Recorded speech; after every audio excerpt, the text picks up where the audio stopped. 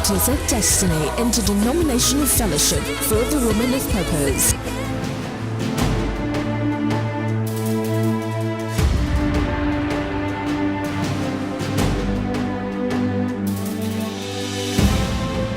At DOD, lives are being transformed with the life-changing Word of God. Women are discipled as intercessors for the family and nations. Marriages are restored. There is healing for the body and the soul, and destinies are birthed.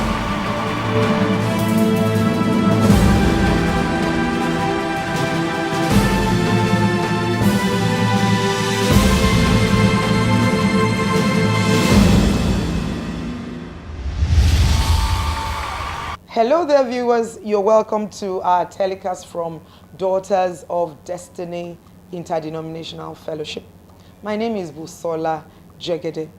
Daughters of Destiny is an interdenominational fellowship for women with the vision of raising women as intercessors for the family and the nation. We have three core areas of ministry.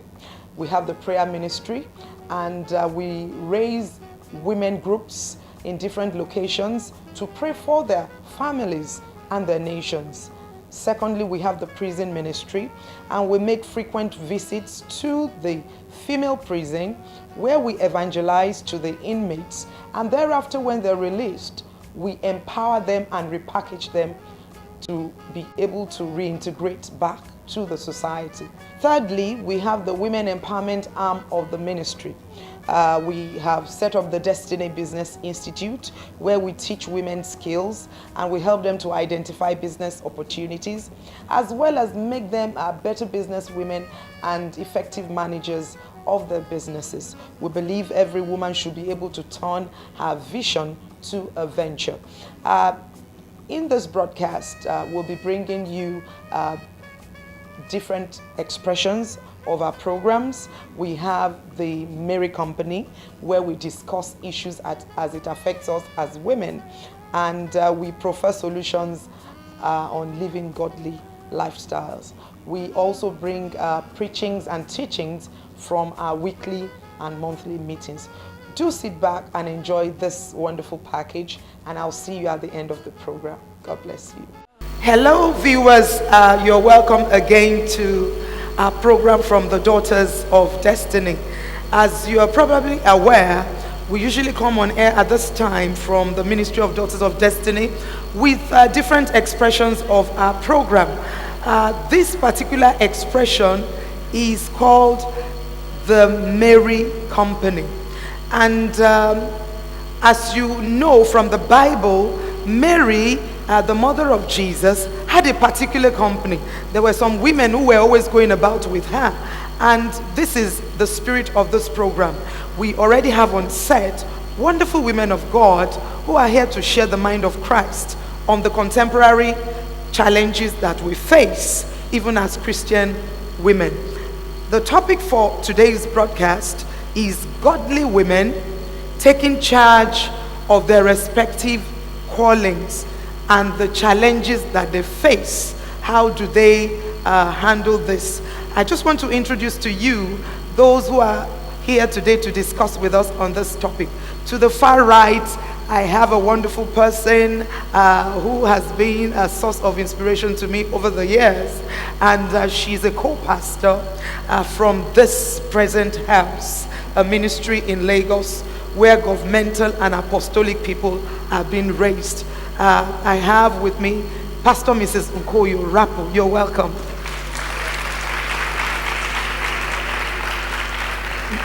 Next to her, we have all the way from the United States, Prophetess Catherine Wilkinson, and she's here from South Holland, Illinois. She's here to share with us on this program. Prophetess, it's a pleasure having you. And the last but not the least speaker is our wonderful Dr. Lucy Nganga Mbugwa from Kenya, Nairobi, Kenya. You're welcome. She's from the Fountain Gate Church, where she pastors alongside her husband. You're welcome to this program, and I have no doubt that we're going to be blessed. So I want to find out from you, Pastor Nkoyo Rapo, how would a godly woman take charge of our calling. For instance, a woman who is godly, who has a vision to do something really not in the office setting, but she's a woman, a self-made woman, maybe a business woman, a self-employed woman, a woman who has her family and something God has called her to do. How can she take effective charge? Well, I think the first thing would be for that lady to understand her calling. And then I would advise that she takes into consideration the fact that family is very important. So there would need to be a delicate balance between the family and what she's called to do. If, for instance, she's a pastor working alongside her husband, like I've done for quite some time, it doesn't mean that she should give up her own passion necessarily, but she may find out that at some point in time, a season may come upon her where she needs to step aside for a while and keep the home front growing, while her husband steps forward and does the more visible work. I'd like such women to understand that it's very important, and no part of it is more important than the other. The person who's stepping out like Deborah is just as important as a person who's manning the house like Jael. It's a combination of both that makes for a successful partnership. Now I want to move on to Prophetess Wilkinson. How would a woman who has a call to ministry have a good balance, knowing the challenges of ministry? And it may even be that her husband does not have a call to ministry. How can she take effective charge and still have a good control on all fronts? Well, I think one of the things we want to remember is that the word says that we can come boldly to the throne of grace to obtain help in a time of need. And so the time of need would be trying to get the wisdom of God as to how to be able to go forth and to move forward in that which God has called you to. And as you begin to spend that time in the presence of the Lord, He will begin to give wisdom and direction. But the other thing you have to remember is that your husband is your first assignment. And as you would love on him, as you would be there for him, as you would serve him, and then trust the Lord to move on his heart, God in his own time and in his own way will begin to cause things to happen on your behalf. So there are many things that you can continue to do, because you can continue to serve the Lord, you can continue to pray, you can continue to intercede, you can continue to study. If God called you, He knows your husband. He knows what's going on with him. And so you trust the Lord and allow the Lord to move on him. You love him, you serve him, because in the end, he's going to begin to see and understand what God is doing. And if he doesn't see and understand what God is doing, God can still move on his heart in a way that you'll be released to do what it is God is calling you to do. Now, to Dr. Lucy, you're also a woman who is who has a job as well as being a pastor's wife. How do you advise women to take charge, even of their calling, of their vision and mission, even though they have a secular job? How do they combine all this? What I would say is that whatever you do is towards one mission and one vision. And one thing I believe is that when I got married to my husband, I submitted my vision to him. And so my vision is a sub to his mission. And so whether I'm in career, I'm a doctor, I've trained as a doctor, whatever I do is to support him. So my life is not separate. I'm not different when I'm at work from what I am when I'm in the church. So whether I'm at work or I'm in the church, I'm the same person with one vision to support what God called my husband to do. Because as Ruth said, your people will be my people and your God will be my God. And I believe with my whole heart that every woman that is married should be able to willingly submit everything that she has to her husband. What happens to you after you do that is that God anoints you. Anoints you so tremendously. God opens opportunities for you in many ways, whether at work. Personally, I've risen to the highest level that somebody can reach in my company, Why? Because I'm submitted to my husband, I have his covering, I have his blessing, and whatever I do is to support what God has called him to do. Back to Pastor Nkoyo Rapo.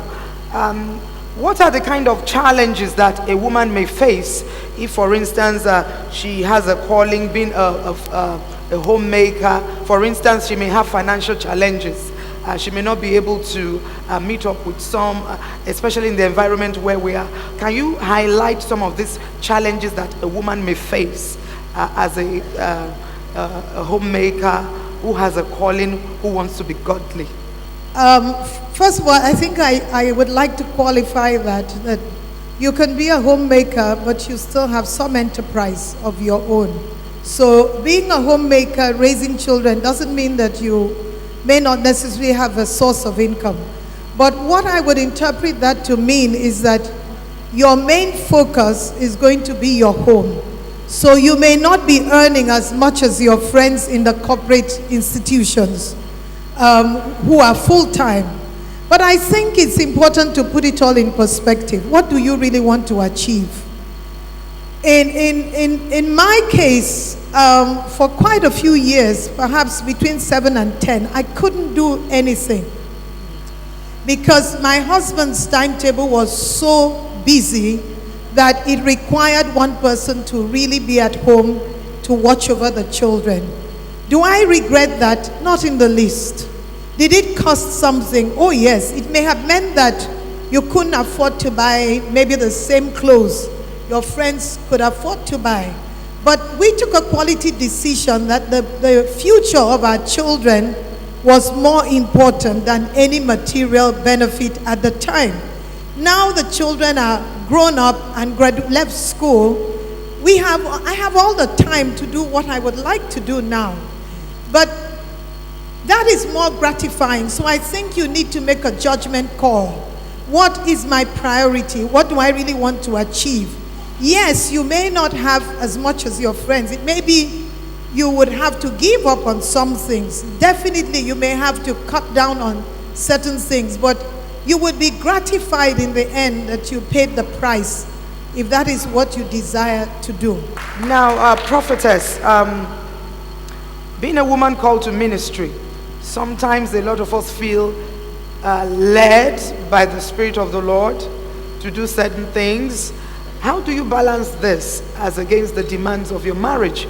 For instance, if a woman feels led to maybe do an outreach or whatever it is, or you have a ministry, you have an invitation somewhere to even do the work of God, and there you still have your family, you still have your husband to submit to. How does a woman balance the zeal for the work of the Lord with her commitment to her marriage? I'm laughing because it's really a part of my testimony, because as a young mother, I knew the call of God was on my life. And I had babies. We were not involved in ministry as far as pastoring were concerned, but we were very involved in our church. But I knew the call of God was on my life, and there were times when I would even be called to minister and do various speaking engagements, so forth and so on. But I wanted to do more. And I was zealous, but there was a seasoned woman of God that talked to me. And in her talking to me, she explained to me to take care of my children and to take care of my husband. And the time would come when God was going to use me mightily, that I should just be patient. And I received her wisdom. And it happened just like she said it would. And even when we entered into full-time ministry, our children were in elementary school, so they were still very young. And I still had to make the decision to take care of my children, to take care of my husband. And as we worked together, God honored the fact that I was willing to slow down and take it slow and allow him to set the time frame for me to move forward. How do you balance your ambition in the workplace with the demands of ministry? Is there a clash? Do you get to a point or a crossroad where your growth, for instance, you're an executive where you work, do you get to a point where the demands of ministry clashes with your values as a Christian, and that's where you work? Is there any clash? I'm a very busy woman. I travel all over the world, and my work is very demanding, as well as the ministry, and also my children. I have 3 beautiful daughters.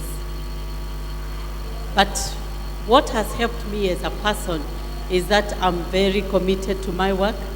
So for example, I wake up around 4 a.m. in the morning. By 4:30, I'm out of the home for now because my girls are in school.